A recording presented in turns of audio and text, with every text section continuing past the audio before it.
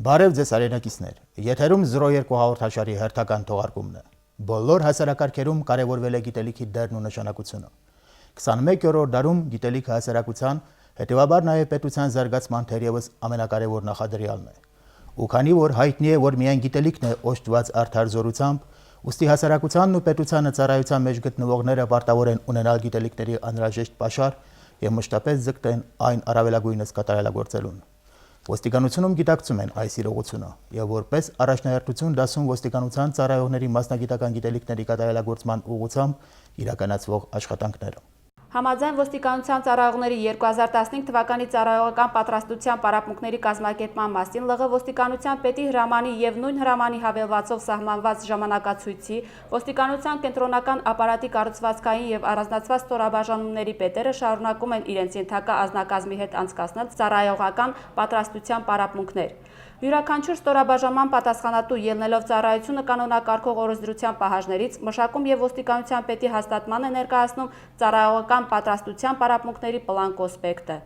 Պարապմունքների ընթացքում ոստիկանության ծառայողները ոչ միայն վերհիշում են իրենց գործունեությունը կանոնակարգող օրենսդրությունը, ծանոթանում կատարված փոփոխություններին եւ լրացումներին, այլև ներկայացնում են կոնկրետ իրավիճակից ելնելով գործնականում առաջացող հարցեր եւ առաջարկություններ ու ստորաբաժանումների պատասխանատուներից ստանում իրավիճակում կողմնորոշվելու իրավական ճիշտ ուղղություններ։ Մենք տեսուչներին բացատրում ենք հանցագործությունների նախագանքման ճանապարհները, ուղղությունները։ Մեր այսօրվա անդրադարձ էջը որոշել ենք նվիրել քաղաքացու անձը հաստատող հիմնական փաստաթուղթ համարվող անձնագրին եւ արատավոր երևույթ դարձած այն որպես գրավ վերցնելու վերաբերյալ հակաօրինական արարքին։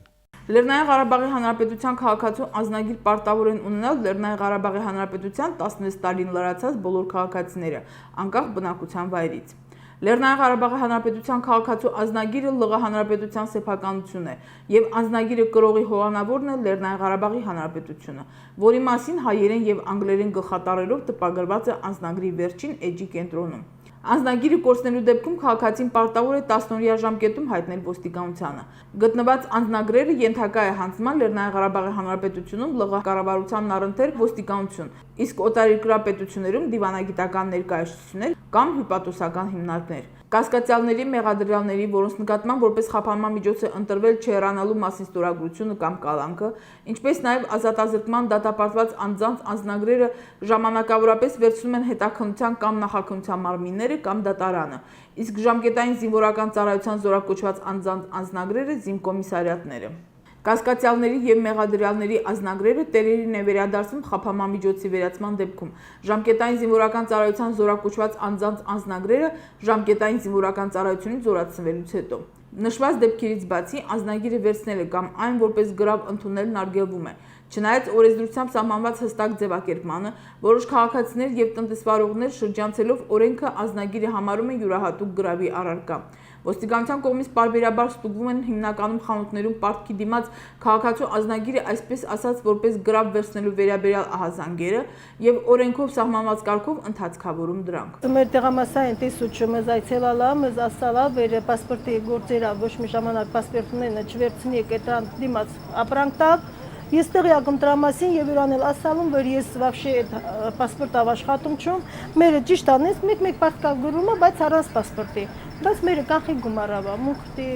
պասպորտով մուկ գործ չենք անում։ Պատահում են նման դեպքեր, որ քաղաքացին ինքը անձամբ առաջարկում է անձնագիր տալ։ Չէ, ես մեզ մոտ այնպես դեպք չի եղել, որ ասենք անձնագիր տա, տեղը ապրանք վերցնել։ Դուք էլ բար չեք պահանջում։ Մուկը ոչ մի ժամանակ։ Հիշեցնում ենք, որ վարչական իրավախախտումների վերաբերյալ օրենսգրքի 199-րդ հոդվածի համաձայն ուրիշի անձնագիրը կամ նույնականացման քարտը ապօրինի վերցնելը, ինչպես նաև դրանք գրավ ընդունելը առաջացնում է տուգանքի նշանակում սահմանված նվազագույն աշխատավարձի 20 ապատիկի չափով։ Հիշեք, որ օրենքի չիմացությունը չի ազատում անձին պատասխանատվությունից, ուստի եղեք օրինահարկ եւ մի փորձեք շրջանցել այն։ Իսկ այժմ ներկայացնենք մարմնական վնասվածքներով ճանապարհատրանսպորտային պատահարների կանխարգելման ուղղությամբ ճանապարհային ոստիկանության կողմից նախատեսված պլանի շրջանակներում սույն թվականի հուլիսի 7-ից մինչև հուլիսի 14-ն ընկած ժամանակահատվածի արդյունքները։ Ճանապարհային երթևեկության կանոնների խախտումներ կատարելու համար նշված ժամանակահատվածում վարչական պատասխանատվությանը ենթարկվել տրանսպորտային միջոցների 276 վարորդներ, որոնցից 25-ը անսթափ վիճակում, 160-ը սահմանված արագությունը գերազանցելու, 17-ը առանց վարորդական իրավունքի, իսկ մնացածը այլ կարգի խախտումներ կատարելու համար։ Հուսանք, որ մեր տեսախցիկի օբյեկտիվում հայտնվելն ու արդյունքում ընդհանուր պարսավանքի ենթարկվելը կարող է կանխել իրավախախտման դեպքերը եւ արդյունքում հնարավորինս նվազեցնել ողբերգական հետևանքով ճանապարհատրանսպորտային պատահարները։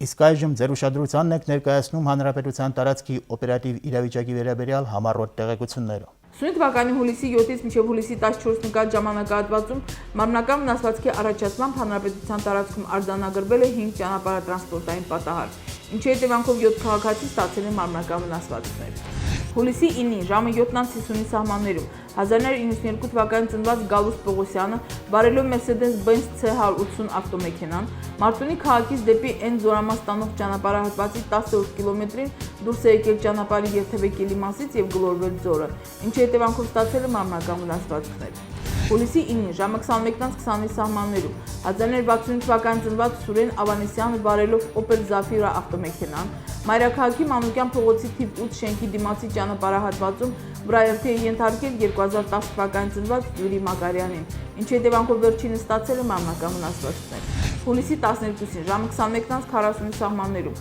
1965 թվականին ծնված Արթուր Արզումանյանը վարելով Volkswagen Pointer ավտոմեքենան Մարտունու շրջանի Ճարտար քաղաքի Գյալ կոչվող տեղամասում կորցրել է մեքենայի կառավարումը եւ գլորվել ձորը, ինչի հետևանքով վերջինը ստացել է մարմնական վնասվածքներ։ Հուլիսի 13-ին ժամը 12:00-ի սահմաններում 1964 թվականին ծնված Գրիշա Էլիազյանը վարելով իրեն պատկանող Opel Zafira ավտոմեքենան Մայրաքաղաքի Էքիմյան փողոցի թիվ 3 շենքի դիմացի ճանապարհահատվածի հետիոտնային անցումի վրա վրայերթի է ենթարկել 1966 թվականին ծնված Նարինե Տոնյանին, ինչի հետևանքով վերջինը ստացել է մարմնական վնասվածքներ։ Հուլիսի 12-ին ժամը 00:40-ի սահմաններում 1980 թվականին ծնված Էրիկ Գրիգորյանը վարելով իրեն պատկանող ՎԱԶ 2121 ավտոմեքենան Կարմիր շուկա Ստեփանակերտ ավտոճանապարհի 34-րդ կիլոմետրին դուրս է եկել ճանապարհի երթևեկելի մասից եւ բախվել ծառեր, ինչի հետևանքով ինքը եւ երկու ուղևորներ ստացել են մարմնական վնասվածքներ։ Նշված ժամանակահատվածում հանրապետության տարածքում արձանագրվել է մարմնական վնասվածք հասցնելու 11,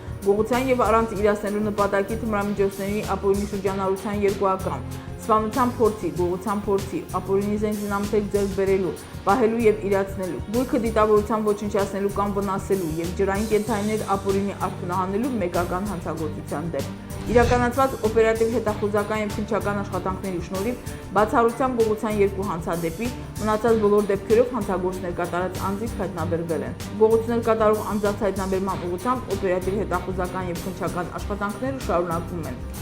Ոստիկանության տարածքային ստորաբաժանումների հերթապահ մասերում արձանագրվել է 150 ահազանգ, որոնցից 128-ը բուժ հաստատությունների ստացված կենցաղում անզգուշությամբ առաջացած վնասվածքների, 10-ը հրդեհի, 8-ը հեռախոսի կորուստի, 4-ը միայն նյութական վնասի հետևանքով ճանապարհատրանսպորտային պատահարների վերաբերյալ դեպքերի։